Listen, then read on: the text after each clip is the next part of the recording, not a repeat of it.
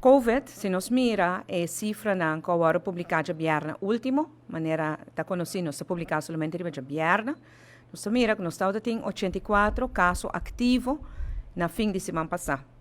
Se aqui tem uma melhoração, liviano dia semana prometo, está 87 casos ativos.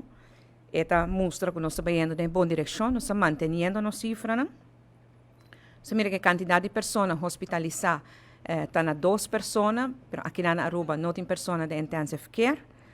Nós mira que nos positivity rate e percentagem de esse teste positivo está aumentando, se um tique. Então, isso aqui está mostrando nós que o vírus tem ainda e que é muito importante para nós cada cuida.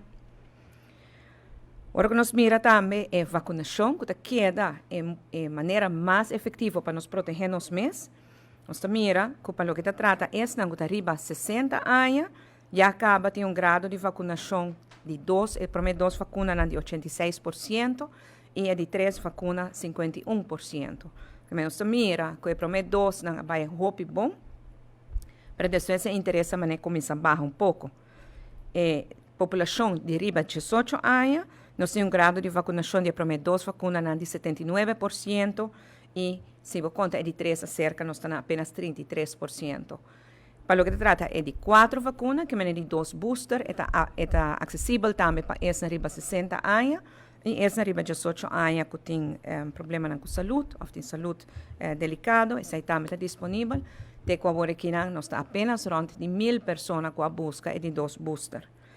A vacuna não tem, nós temos um sistema de vacinação que está acessível para toda a gente e está grátis ainda. E de que nada me causa uma apelação riba tour para nos seguir vacinar. Se nos mira a cifra, por exemplo, na Corsol, não está riba 500. Aqui na Aruba, nós está rond 80. Para a semana passada, nós está rond 40. Sei que men que tem e a incidência está aumentando.